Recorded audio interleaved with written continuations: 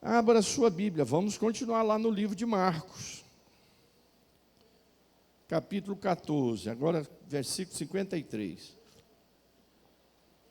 Nós estamos passando página por página do livro de Marcos há mais de 2, 3 anos aí. Claro que a gente não vem numa sequência de todo domingo. Tem domingos aí vários que eu levo 1 mês, 2 meses com temas livres, mas depois a gente volta. E vamos encerrando aí. Falar nisso, é dia da Bíblia domingo, como testemunho para a sua vida cristã, porque eu comecei a ler a Bíblia, porque eu ouvi um pastor dizer que já tinha lido a Bíblia mais de 15 vezes, eu era criança e falei, vou ler também. Então, quem sabe se o Espírito Santo fala no seu coração.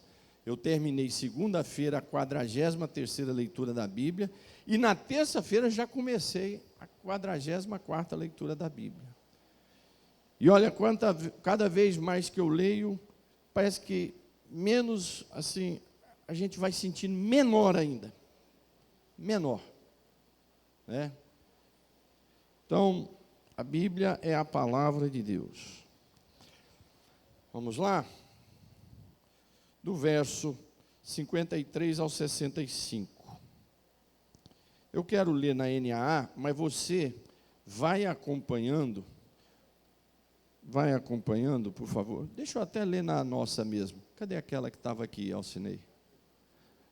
Dá para ele abrir aí para mim. Capítulo 14, verso 53. Eu ia ler na minha tradução, mas deixa eu ler na tradução. Eu quero até pedir aos irmãos, todos que vierem aqui no púlpito ler, que use a nossa Bíblia da linguagem corrigida, da nosso texto, da Bíblia do culto. Eu uso a NA aqui para pregar, porque às vezes é um texto para esclarecer. Pastor, é pecado ler outra tradução? Não, no mínimo você tem que ter 3 Bíblias dentro de casa. A corrigida, atualizada, a corrigida que é essa aqui, né? Revista e corrigida atualizada, revista e corrigida, que é essa aqui, e a NAA, que é a nova Almeida Revista, ou atualizada. Vamos lá. Diz assim o texto. E levaram Jesus, e mantém a Bíblia aberta, tá? Levaram Jesus ao sumo sacerdote, e ajuntaram-se todos os principais dos sacerdotes, e os anciãos, e os escribas. E Pedro o seguiu de longe até dentro do pátio do sumo sacerdote, e estava sentado com os servidores, assentando-se ao lume. E os principais dos sacerdotes e todo o concílio buscavam algum testemunho contra Jesus para o matar. E não o achavam, porque muitos testificavam falsamente. Olha aí, fake news já é uma coisa antiga, contra ele. Mas os testemunhos não eram conformes. E levantando-se alguns testificavam falsamente contra eles, dizendo, nós ouvimos lhe dizer, eu derrubarei este templo construído por mãos de homens. Em 3 dias edificarei outro, não feito por mão de homens. E nem assim o seu testemunho era conforme. E levantando-se o sumo sacerdote no sinédrio, perguntou a Jesus, dizendo, nada responde, que testificam estes contra ti? Mas ele calou-se e nada respondeu. O sumo sacerdote lhe tornou a perguntar e disse-lhe, és tu o Cristo, o Filho do Deus bendito? E Jesus disse, eu sou. E vereis o Filho do homem assentado à direita do poder de Deus, vindo sobre as nuvens do céu. Até aqui, por favor. Esse texto, antes de abordar sobre esse texto, mas esse texto mostra um quadro que eu e você estamos acostumados a ver aqui nesse mundo maluco, que é o certo tornar-se errado e o errado tornar-se certo. Lá em Eclesiastes 10:6 diz assim, o tolo posto em grandes alturas, mas os sábios e ricos assentados em lugar baixo. Pega o ignorante, põe ele no trono, e pega os sábios põe lá embaixo. Pega, em outras palavras, pega uma pessoa séria, põe embaixo e um mentiroso em cima. Eclesiastes já falava sobre isso no capítulo 10, verso 6. O tolo posto em grandes alturas, mas os sábios e ricos assentados no lugar lá embaixo. É o que nós vamos ver nesse quadro, dessa leitura que foi feita. O Filho de Deus, Criador dos céus e da terra, que para nos salvar, diz lá o livro de Filipenses pela escrita de Paulo, que esvaziou-se de si mesmo,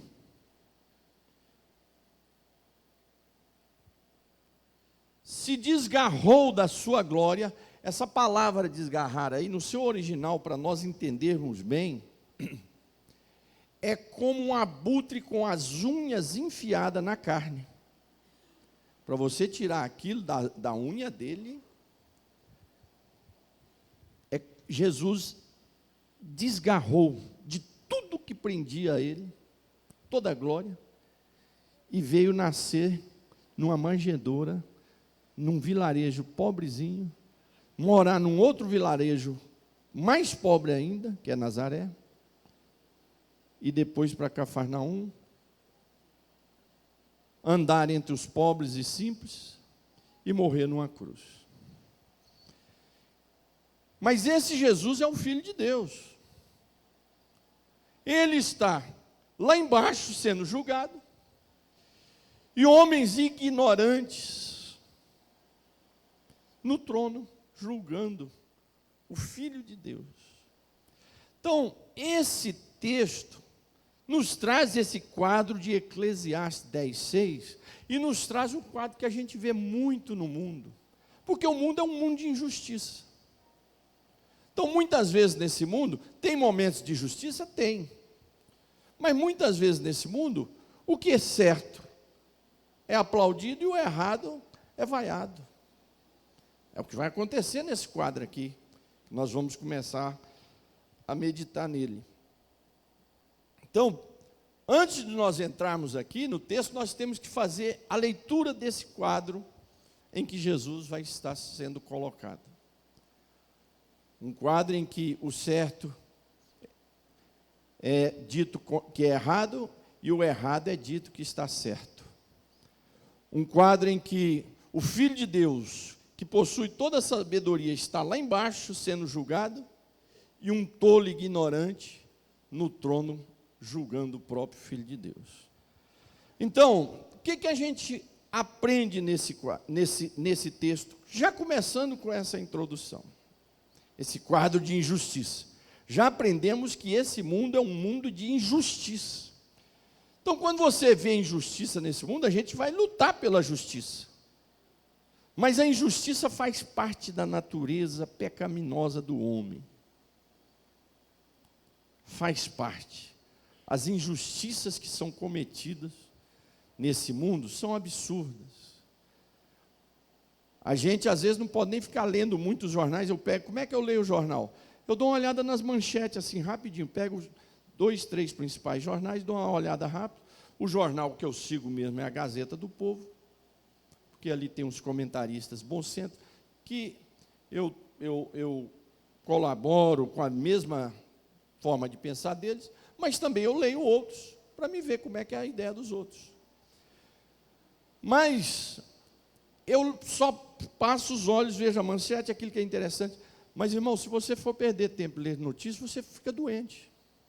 Se você for ficar perdendo tempo de ver notícia de jornais todos os dias na sua casa, você fica doente. Por quê? Porque você vai ver só injustiça, estupros, mortes, assassinatos, corrupções, abuso de poder, tudo que te adoece. Por quê? Porque o mundo é um mundo de injustiça. Mas, passeando agora por esse texto, a gente começa observando aqui o perigo insensato e tolo é o cristão ou o crente quando começa a deixar-se ser arrastado pelas tentações. Presta atenção, adolescentes, jovens. É um perigo para um pastor, que isso acontece, e não pouco, para um membro de igreja, quando ele vagarosamente começa a se deixa ser levado pelas tentações, pelas fraquezas. Ele não dá um basta, ele vai deixando. Vamos ver até onde vai. Ou então confia em si mesmo. Não, daqui a pouco eu tenho o poder para dizer não. Só que quando acorda, não tem mais esse poder, se é que acorda. Nós vamos ver aqui Pedro sendo levado por isso. Jesus já tinha alertado ele lá atrás. Jesus já tinha avisado para ele: Pedro, você está sendo valente aí, dizendo que não vai me negar? Pois eu te digo que você vai me negar. Jesus já tinha avisado para ele. Outra vez Jesus falou para ele: Pedro, o diabo pediu para dançar com você aí, cirandar com você, fazer de você uma criança. Pedro não ouvia isso. E agora a Bíblia diz que Pedro, olha só, a partir do verso 53, diz que levaram Jesus ao sumo sacerdote, então reuniram todos ali e tal. Pedro seguiu Jesus de onde? De longe. Quando ele estava pertinho, ele foi exortado, ele foi corrigido, começou a se afogar nas águas, Jesus estendeu as mãos. Por quê? Porque Jesus estava pertinho. Quando ele estava pertinho, ele ouviu o sermão da montanha, ouviu o sermão da grande tribulação. Enquanto ele estava pertinho, ele viu a transfiguração de Jesus, ele viu os milagres, ele viu o morto ressuscitar. Ele estava com Jesus lá na filha de Jairo, quando foi ressuscitada. Ele viu a mulher do fluxo de sangue ser curada. Inclusive ele deu palpite: como é que o senhor está perguntando quem te tocou? Está uma multidão. Mas agora ele está de longe, seguindo a Jesus de longe. É quando um jovem, um adolescente, um pastor, um irmão, uma irmã, um pai de família, uma mulher, uma mãe, começa a ser deixado, ser levado pela tentação. Não, daqui a pouco eu tenho força para dizer não. Amados, a Bíblia diz para o diabo a gente resistir a ele, não é? Resistir é você estar de frente e vai resistindo. O pecado é diferente. A Bíblia nos diz para afastar, correr. O pecado está aqui, se atravessa do outro lado. Por quê? Porque a nossa natureza é constituída de pecado. Então a tendência para o pecado é muito forte. Então não brinque, não tente. Eu acabei de ler a Bíblia 43 vezes, já fiz seminário, já estudei, sou pastor presidente, então eu tenho força para ficar desafiando o pecado. Já vi vários companheiros meus, amigos meus, que em final de carreira foram excluídos. E fora esses 24 anos de pastorado, que eu já vi de absurdos acontecerem na igreja. Então nunca brinque, jovens, não brinque. Lá na faculdade, lá na escola, lá no trabalho, irmãs, irmãos, não brinque. Nem na faculdade, em lugar nenhum, aqui na igreja. Às vezes você começa a se afastar do Senhor aqui dentro.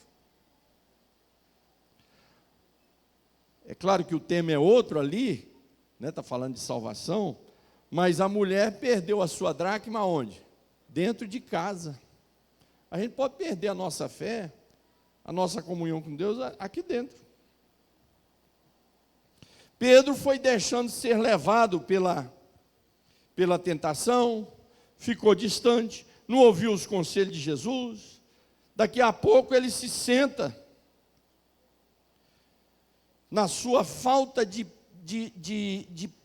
uma imprudência, uma presunção de religiosidade muito grande, porque ele foi tão presunçoso que ele disse: Senhor, todos podem negar, mas eu não vou te negar. Quer dizer, ele tinha uma autoconfiança da sua vida religiosa, uma presunção, uma imprudência sem fim. O caminho da sua vitória e da minha vitória é nós reconhecermos que somos cheios de falhas e fraquezas. Tem a hora de nós pensarmos forte, positivo e dizer, eu vou vencer, e é em nome de Jesus, tem. Mas nós temos que ter a sabedoria para refletir a nossa limitação. Isso não é fraqueza, é sabedoria, é prudência, é espiritualidade. Você refletir a sua limitação. Nessa aí eu não vou me meter não, que eu não tenho força. Nisso eu não vou entrar. Esse caminho eu não vou tomar. Não tenha vergonha disso. Você está sendo prudente. Você está dependendo do Senhor. Você está olhando para você mesmo. Você não está confiando no seu braço nem no seu coração. Nessa conversa fiada, se afastando de Jesus, ele vai e se assenta junto com más companhias. O próprio texto diz que ele vai lá e se assenta entre homens e mulheres que trabalhavam junto com aqueles homens que perseguiam a Jesus, que queriam condenar Jesus e condenaram. Pessoas que estavam dando gargalhada, pessoas que estavam zombando da prisão de Jesus,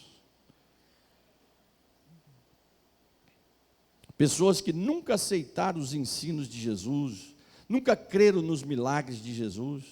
Pedro se assenta agora com esse pessoal. Por quê? Porque cada dia ele foi se afastando, foi distanciando, devagarinho. Foi brincando, uma imprudência sem fim. Jovens, não vá se afastando devagar. Lá na sua faculdade, não vá se afastando do Senhor Jesus, não. Pedro se senta no meio das más companhias. Cuidado com as más companhias, irmãos. O livro de Provérbios, como é que o livro de Provérbios foi escrito? Deus ditou para o sábio o que tinha que escrever? Não. Deus deu ao sábio a sabedoria para ele observar a natureza, o dia a dia, as famílias, a sociedade, os acontecimentos diários e escrever sobre. Então ele olhava para a formiga e aprendia, dizia, olha, a formiga é uma lição. Ela trabalha no verão, para quando vier inverno ela tem a comidinha. Olha só, o coelho é um animalzinho fraquinho, não tem força de defesa, mas ele se esconde, ele mora nas covas altas onde os predadores têm dificuldade de chegar. Ele ia aprendendo com a natureza. O gafanhoto não tem um comandante, mas eles andam tudo em grupo e por isso que eles vão vencendo. Quer dizer, ele observava o dia a dia. Eu vi um jovem imprudente da minha janela conversando com uma mulher adúltera. E ela disse para ele, meu marido viajou, vamos lá para a minha casa. E ele foi. Ele ficava observando o dia a dia. Ensina a criança no caminho que deve andar, porque lá na frente ela vai agradecer. Então, provérbios são feitos do dia a dia. Existe um provérbio popular que é muito certo. As más companhias, o quê? As más conversações corrompem os bons costumes. Má companhia te leva ao buraco.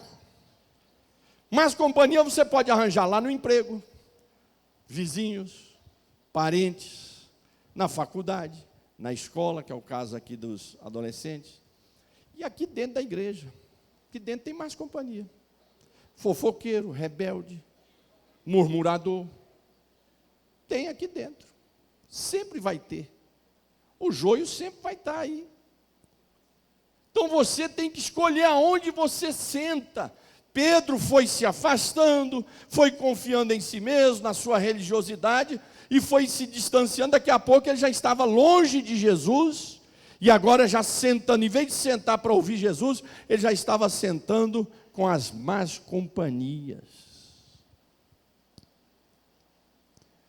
Jovens, seja amigo de todo mundo, mas foge das más companhias.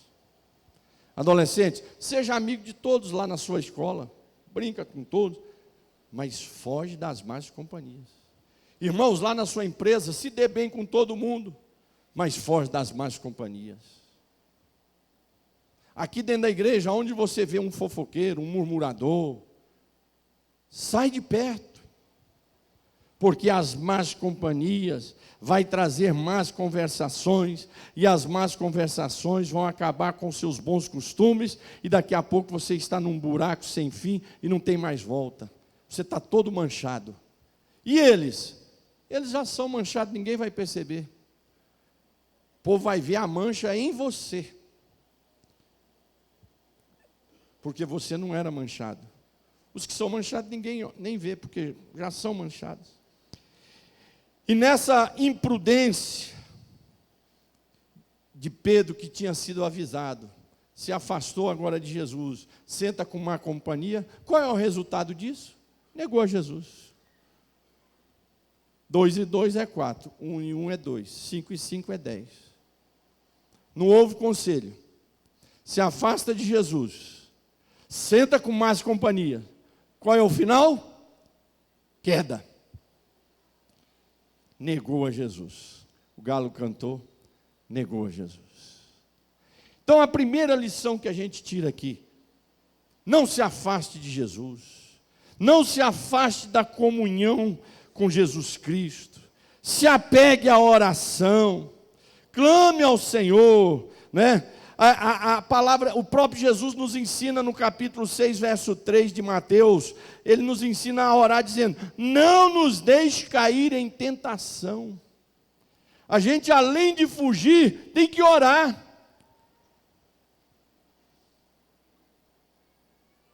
A gente foge e ora, foge e ora. Cuidado, porque essas pessoas, com as suas conversas fiadas, com as suas fofocas, são espadas que vão te matar. As palavras deles são venenosas, que vão te envenenar, vão te matar. O livro de Provérbios, capítulo 12, 18, diz assim, é alguém a cuja tagarelice é como ponta de espada. Pessoa que conversa fiada demais, a língua dele é uma espada para te matar, para te ferir, para te machucar, para acabar com a sua comunhão com Deus. Então Pedro foi brincando de ser crente, foi brincando de ser forte, foi brincando de ser poderoso, e se afastou de Jesus, e o seu final foi uma queda. Ainda bem que Jesus é esse Deus amoroso que eu e você já conhecemos, que eu não consigo entender como que Ele nos ama sem nós merecermos. Sendo tão ingrato, Ele continua insistindo. Não, eu vou salvar os Sóstenes. Não, eu vou ajudar ele, eu vou abençoar, eu vou dar um livramento. Eu não consigo entender isso. E eu acho que não precisa mais esquentar a cabeça. É crer, aceitar em Jesus e tocar o barco. Porque nós não vamos dar conta. Não tem doutorado, não tem mestrado, não tem curso nenhum que vai nos ensinar esse amor poderoso do nosso Senhor Jesus Cristo. E essa paciência dele comigo e com você. Então é a primeira lição, ou podemos dizer a segunda, né? Que a primeira nós falamos do quadro que aqui está pintado, que é o quadro da injustiça, né? O certo colocado no lugar errado e o errado colocado no lugar certo. Então nós aprendemos isso aqui. Nós temos cuidado, que o caminho da tentação ele é vagaroso. Ele não é da noite para o dia, viu? A queda de alguém, a queda de um pastor, a queda de um cristão, de uma serva de Deus, de uma moça, de um rapaz, não acontece da noite para o dia. É um processo, vai acontecendo vagarosamente. Então, essa é a grande lição que nós aprendemos aqui. Uma outra lição que nós aprendemos nesse texto. O que o Senhor Jesus suportou de calúnia, de mentira, de falso testemunho, nesse julgamento, é pior do que a dor da cruz. Porque a dor na cruz era dor física. Aqui era uma coisa absurda. As calúnias que levantaram contra Jesus aqui são absurdas. E detalhe, Jesus suportou isso para quê, pastor? Por minha causa e pela sua causa. Ele só suportou isso por mim e por você. Ele só suportou isso para nos reconciliar com o Pai. Ele só aceitou essas calúnias, essas mentiras, essas fofocaiadas contra Ele, para nos fazer filhos de Deus. Ele só suportou essas mentiraiadas e fofocas para nos fazer assentar no trono com Ele na glória. Ele aceitou tudo isso para nos fazer reis e sacerdotes na eternidade. E Jesus foi suportando isso. Isso é inacreditável, as calúnias que os sacerdotes, os mentirosos, começam a inventar contra Ele, interpretar textos errados. Quando ele fala do templo ser destruído em 3 dias, levanta, ele está falando dele mesmo, do seu corpo, ele não está falando daquelas paredes. Inventaram muitas calúnias, muitas mentiras. Irmãos, preste atenção. Se Jesus enfrentou as calúnias, eu e você vamos enfrentar também. Se levantaram mentiras contra Jesus, levantam contra mim e contra você. Se levantaram fake news contra Jesus, levantam contra você e contra mim. Sabe por quê? Porque o próprio Jesus alertou os seus discípulos, dizendo: vocês serão odiados pelo mundo. Aí é como que os discípulos falassem: mas o que nós fizemos? O fato da minha palavra habitar em vós, vocês serão odiados. O fato da palavra de Deus habitar em você, já provoca um ódio nesse mundo. O fato de você ser luz, quando você chega nas trevas, brilha tudo e esclarece o que está errado, já provoca ódio. O fato de você não comungar com as mentiras, com as arruaças, com as corrupções desse mundo, já faz você ser odiado. O fato do domingo você dizer: eu não vou para essa farra com vocês, eu vou para a minha igreja, você passa a ser odiado. O fato de você estar na sua faculdade e terminar as aulas, o pessoal marcar uma farra doida e você não ir, já provoca um ódio nas pessoas. Lá no seu trabalho, em vez de você ir para o boteco com os amigos, você diz: não, eu tenho hoje um culto. Isso provoca um ódio no mundo. Por quê? Porque a palavra de Deus habita em você. Não é porque você está fazendo coisa errada, é pelo contrário, é porque você tomou uma decisão de servir fielmente ao Senhor. Você vai ser caluniado. Jesus foi caluniado por quê, irmãos? Ressuscitou mortos, curou enfermos, multiplicou os pães, salvou, fez milagre, trouxe as palavras mais belas que a humanidade já ouviu até hoje. Desceu da sua glória para vir revelar o amor, a salvação, o poder de Deus contra o pecado e contra o diabo. Ele estava sendo caluniado por isso. Então, a maior dor que Jesus sofreu não foi na cruz, não, foi nas calúnias. Quantos de vocês são perseguidos pelas calúnias, pelas fofocas, pelas mentiras? Olha, continue firme a sua jornada. Não olhe para trás, porque Jesus também passou por isso. E quando você e eu passamos por isso, Ele está do nosso lado, porque Ele não está do lado dos caluniadores. Jesus não está do lado dos fofoqueiros, dos mentirosos. Ele está do lado daquele que está sofrendo. Então você está sofrendo calúnia, Ele está ali do seu lado. O dia que você estiver do outro lado, caluniando, fazendo fofoca, Ele não está não. Mas se você estiver do lado, sendo perseguido, aí, meu irmão, você pode glorificar ao Senhor, porque Ele está do seu lado. A Bíblia até nos alerta para nós ficarmos preocupados quando só ouvimos elogios, porque a Bíblia diz assim: bem-aventurados sois quando por minha causa, veja bem, não é porque você não pagou a conta na padaria, não é porque você deu cheque sem fundo, porque tem muitos crentes sendo caluniados, verdadeiramente, porque merece. Não paga a conta, é fofoqueiro, faz mentira, apronta, é 7-1, dá balão nos outros, e ainda faz isso, diz que é crente.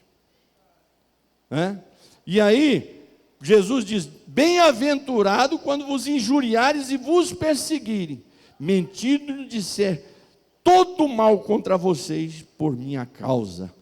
Vocês são bem-aventurados quando vos perseguir por minha causa. Então, meu irmão, jovens, enquanto você estiver sendo perseguido, porque você serve a Jesus, a palavra de Deus diz que eu e você somos bem-aventurados.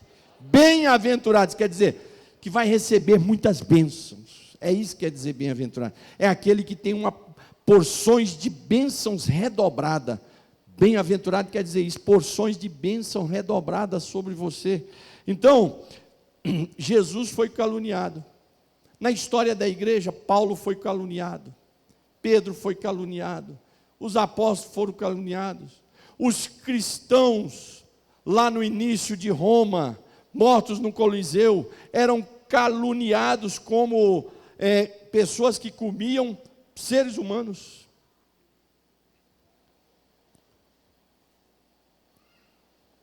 Olha isso, olha que acusação contra os cristãos.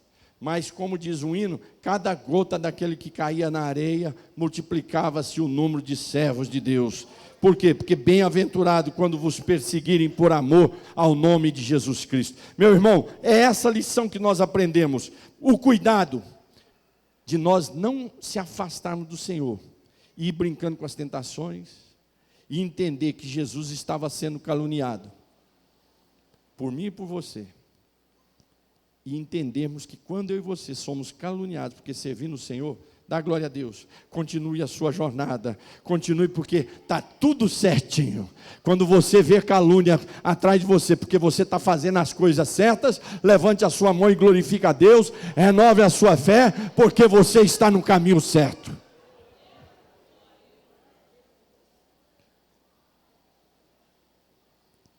Às vezes eu vejo discursos políticos, acompanhando alguma coisa na televisão, um político elogiando o outro e dizendo: olha, esse homem é um homem de vida ilibada. Aí você vai ver o currículo desse homem, você nem precisa ver, você já ouve. A vida podre, mas recebendo elogios. Está de brincadeira. Mas quando te perseguirem, porque você está fazendo certo, porque você ama essa palavra, levante as suas mãos para o céu e glorifique e diz: Senhor, muito obrigado, porque eu estou no caminho certo. Ouviu, jovens? Ouviu, adolescentes? É esse o caminho. É o caminho da verdade, é o caminho da palavra de Deus. E por último, para nós encerrarmos e ir para casa, o testemunho maravilhoso de Jesus, dele mesmo, e o que ele vem fazer daqui a algum tempo. Olha só como é que começou. Olha aqui comigo. Versículo 61, vamos pelo 61. Jesus, porém, guardou todo o silêncio, as calúnias contra ele. Irmãos, não revide as calúnias com briga, com tapa. Fique em silêncio. Jesus, porém, guardou em silêncio. O sumo sacerdote tornou a interrogá-lo: você é o Cristo, o Filho do Deus bendito? Imagina Jesus, para não morrer na cruz, falar: não sou não, isso aí foi um engano, tal. Imagina isso. Jesus disse, olha o que Jesus respondeu: eu sou eu mesmo. Eu sou o Cristo, eu sou o Filho de Deus. E vocês verão isso, o Filho de Deus sentado à direita do Todo-Poderoso, vindo com as nuvens do céu. Terceira lição que nós aprendemos nesse texto é que Jesus dá o testemunho que ele é realmente o Cristo, o Filho de Deus, e que ele vai voltar nas nuvens e todos nós vamos ver a sua glória e o seu poder. E é isso que a igreja, é isso que eu e você estamos aguardando, é essa volta poderosa de Jesus. Jesus não negou que ele era o Filho de Deus. Amados, não negue a Jesus em lugar nenhum. Pastor, o senhor já negou a Jesus já, ué? Lá atrás, quando eu fazia uma coisa errada, envergonhava o nome de Jesus, eu estava negando. Se hoje eu fizer uma coisa errada, eu estou negando a Jesus. Se eu cometer um pecado, eu estou negando a Jesus. Nós não negamos a Jesus só dizendo assim, não, eu não creio em Jesus. Não, tem gente que está fazendo tudo errado, aí ele escreve aqui nas costas. Como é que é o nome desse negócio que a gente... Tatuagem, faz uma tatuagem nas costas. Ou faz aqui no peito. Jesus. Isso é uma tentativa de lavar a consciência dos erros que você está fazendo. Aí escreve nas costas, Jesus, olha, eu estou fazendo isso tudo, mas o senhor está aqui nas minhas costas, está aqui. A verdadeira tatuagem de Cristo é dentro do nosso coração. Não adianta ter Jesus escrito aqui, Jesus, Jesus, Jesus nas costas, no peito, e fazendo tudo de errado. A marca de Jesus tem que estar dentro do meu e do seu coração. Jesus, quando foi perguntado, tu és o Filho de Deus? Ele disse, eu sou. Quando te perguntaram, você é serva de Deus? Diga, eu sou. Você é servo de Deus? Diga, eu sou. Você crê na palavra de Deus? Eu creio. Não tenha vergonha de crer na palavra de Deus lá na sua sala de aula, diante dos seus professores que zombam do Evangelho, do livro de Gênesis. Um dia vai ter o juízo. Aí pronto. Aí vai ser resolvido, não precisa ter pressa. O negócio é você estar fiel aí com Jesus. O negócio é você estar debaixo da promessa de Jesus. O negócio é você estar debaixo das bênçãos de Deus. Porque quando nós negamos a Ele, aí as bênçãos param. Jesus disse, eu sou o Filho de Deus. Quando te perguntarem se você é uma serva de Deus, um filho de Deus, diga, eu sou lavado no sangue de Jesus. Eu creio. Mas você crê na Bíblia? Mas você crê que Jesus já ressuscitou morto? Eu creio. Você crê que o mar vermelho um dia se abriu, o povo passou? Eu creio. Você crê que Jonas foi engolido pela baleia? Não só creio que Jonas foi engolido não é baleia, pelo grande peixe, mas se tivesse escrito lá na Bíblia que Jonas que engoliu o grande peixe, eu também ia crer. Eu creio na palavra de Deus como a palavra de Deus. Eu creio em Jesus Cristo como meu Salvador. Então Jesus nos deu o exemplo quando perguntou, você é o Filho de Deus? Ele disse, eu sou o Filho de Deus. E aí ele deixa um alerta de juízo para eles, presta atenção. Jesus deixa um alerta de juízo para eles, mas de bênção para mim e para você. Porque os profetas disseram, vocês estão clamando pelo dia do Senhor, para quê? O dia do Senhor para vocês vai ser dia de trevas. Por quê? Porque o povo vivia da vida errada. Quando Jesus diz, e eu virei em glória nas nuvens, e todo olho verá, para esses que desobedeceram, que zombaram, é dia de juízo.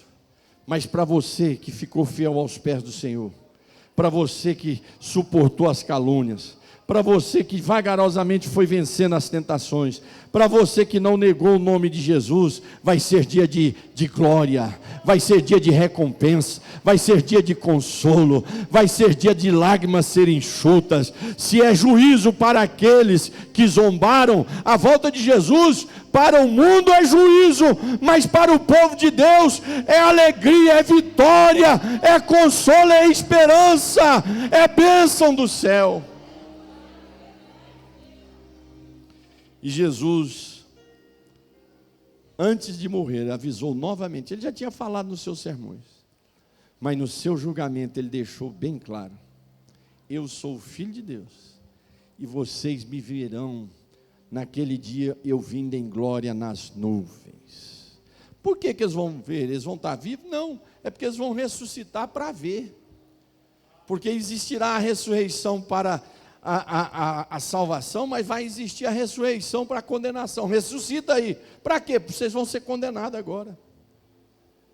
É o que a Bíblia chama da segunda morte. Ressuscita para ser condenado. E aqueles que esperaram no Senhor, ressuscitam para ser glorificados, ressuscitam para ser consolados, ressuscita para a glória de Deus. Amados, a esse Jesus, não se afaste dele.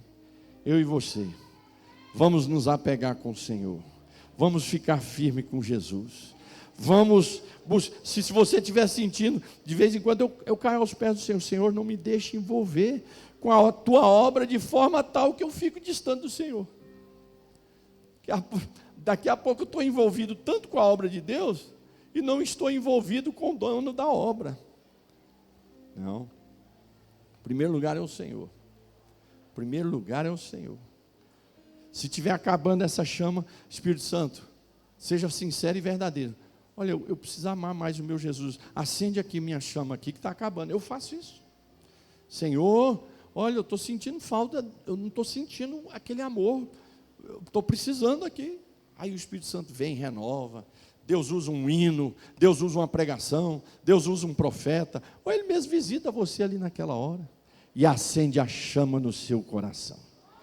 Esse é o caminho que vai te conduzir a esse Jesus, quando Ele estiver voltando em glória, eu e você vamos encontrar. Se estivermos vivos, nós vamos encontrar com Ele e ser transformados. Se já morremos, seremos ressuscitados para encontrar com Ele e viver com Ele para sempre. Essa é a palavra do Senhor para mim e para você nessa noite. Vamos ficar de pé.